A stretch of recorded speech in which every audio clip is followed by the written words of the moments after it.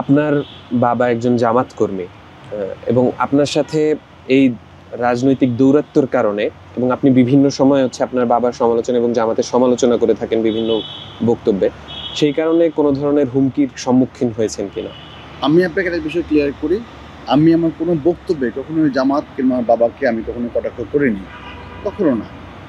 তবে হ্যাঁ, আমি অবশ্যই ফেসবুকে খুব অ্যাক্টিভ থাকি। আমি প্রত্যেকটা রাজনৈতিক দল, ইভেন আমার পার্টিতেও যখন কোনো রকম অসঙ্গতি আমি দেখি বড় দাগে, আমি সেটার সমালোচনা করি। অবশ্যই আমি করি, কারণ আমি মনে করি একজন সচেতন রাজনৈতিক কর্মী হিসাবে এটা করা উচিত।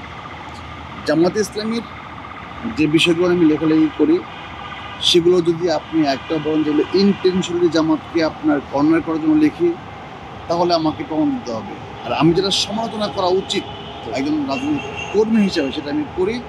ফলে দেখা যায় কি, আমি একটু কোট করতে চাই। এরকম একটা বক্তব্য ছিল যে হচ্ছে আত্মীয়তার সম্পর্ক ছিন্নকারী কখনো বেহেশতে যাবে না। এই ধরনের একটা কথা বলে হচ্ছে আপনি জামাতের একটা কথা তুলে আনছিলেন এই বিষয়টাতে। না, ওটা আমি লিখি নাই, অন্যকে লিখেছিল। আমার যেটা ছিল আর কি স্ট্যাটাস, আমার বক্তব্য খুব ট্রান্সপারেন্ট বক্তব্য। সেটি হলো যে একজন একটা পলিটিক্যাল পার্টি তার সমালোচনা সে যদি না নিতে পারে, রাজনীতি করে কী দরকার? আমার সঙ্গে থাকলেই, আমার মতাদর্শে চললেই আমি সবাই ভালো, আর এটা বাড়িয়ে গেলে সবাই খারাপ। এই যে ন্যারো চিন্তা নিয়ে তো জনমানুষের রাজনীতি করা যায় না। আমি যখন ফেসবুকে লিখি, আপনি বিশ্বাস করবেন না, আমার কাছে অ্যাটলিস্ট 40টা শব্দ লেখা আছে যেগুলো সোশ্যাল মিডিয়ায় উচ্চারণযোগ্য না। আমি একজন মুসলমান, আমি আল্লাহকে বিশ্বাস করি। এটা সবচেয়ে বড় হচ্ছে আমার পরিচয়। আমি আল্লাহকে বিশ্বাস করি, আমি রসুলকে বিশ্বাস করি, আমি রসুলের কিতাবকে বিশ্বাস করি, আমি কিয়ামতকে বিশ্বাস করি। মানে একজন মুসলমান হওয়ার জন্য শর্তগুলো, সেগুলো আমি বিশ্বাস করি। একজন মুসলমান কখনোই আরেক মুসলমানকে কাফেরের সঙ্গে কম্পেয়ার করার কোনো অধিকার রাখে না। জামাত ইসলামের আমাদের আগলঝাড়া উপজেলা সেক্রেটারি, উনি সরাসরি ফেসবুকে স্ট্যাটাস দেন যে আমি একজন কুলাঙ্গার এবং নুহু আলাইহিস সালামের কেনান ছিল, আমি একটা কেনান। আমার বাবা হচ্ছে নূহ ইসলাম নবীর মতো, আর আমি হচ্ছিল কাফেরের মতো। যে রাজনৈতিক দলের একটি উপজেলার সেক্রেটারি এ ধরনের স্ট্যাটাস লিখতে পারে, শুধু তাই না, সাবেক নেতৃবৃন্দ শিবিরের, এমনকি আবার বিভিন্ন পর্যায়ের দায়িত্বশীল, তারা প্রতিনিয়ত আমার বিভিন্ন, আমার সঙ্গে ফেসবুকে আমাদের পাবলিক করা আমার আইডি, বিভিন্ন জায়গায় গিয়ে তারা আমাকে কুলাঙ্গার, কমনভাবে আমাকে কুলাঙ্গার তৈরি করে দিচ্ছে এবং কেনান, আমি নূহ ইসলামের কেনান, আমি কাফের, আমাকে এইভাবে ট্যাগ দিচ্ছে এভরিওয়্যার।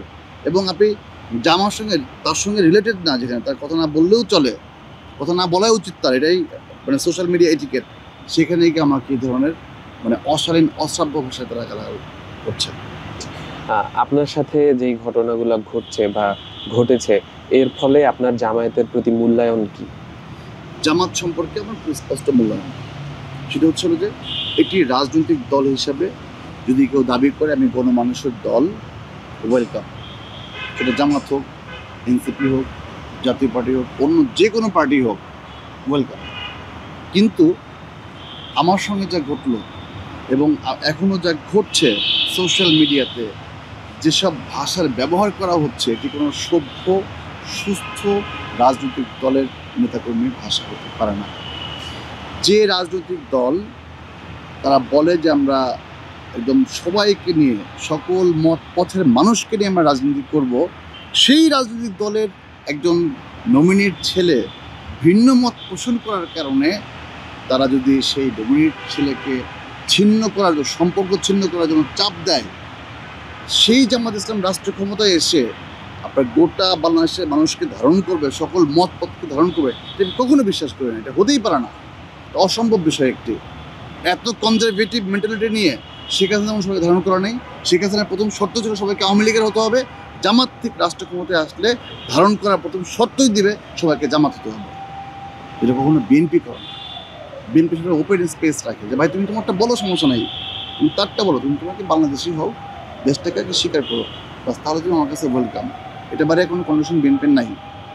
তো বাকি প্রত্যেকটি রাজনৈতিক দলের, বিএনপি, বিশেষ করে জামাত এবং আওয়ামী লীগের একটি কমন আপনার হচ্ছে আচরণ, সেটা হচ্ছে তারা খুবই মারাত্মক ধরনের কট্টরপন্থী। তারা কখনোই উদারপন্থী রাজনীতি কখনোই করে না, তারা করতে পারবেও না। আপনি আপনার বক্তব্যে কিছুক্ষণ আগে বললেন যে আপনার মা অসুস্থ, আপনি আপনার এক আত্মীয়র মাধ্যমে জানতে পেরেছেন।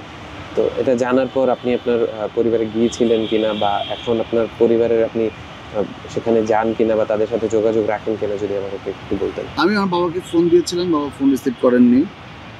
আর আমি আমার মাকে ফোন দিইনি।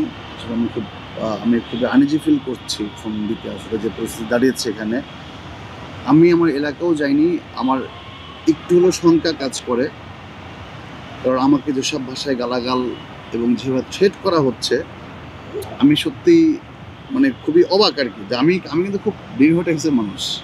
হ্যাঁ, আমি কথা বলি, ঠিক আছে, এটা আমি লিখি, ঠিক আছে, কিন্তু মানমুখী আচরণ আমার মধ্যে কখনো পাবেন না। আমি এই রাজনীতি আমি বিশ্বাস করি না। আমার দলও কখনো আমাকে এই ধরনের রাজনীতি শেখায়নি।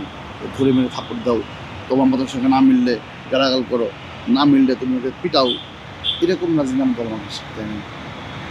এবং এইসব কারণে আমি এলাকার থেকে যাচ্ছি না এখন। তবে অবশ্যই আমি যাব। আমার নমিনি যখন আমার বিএনপির নমিনি যখন ফুল মাঠে মুভমেন্ট করবেন, আমি অবশ্যই যাব। আর আমি আমার দলের জন্য কাজ করব।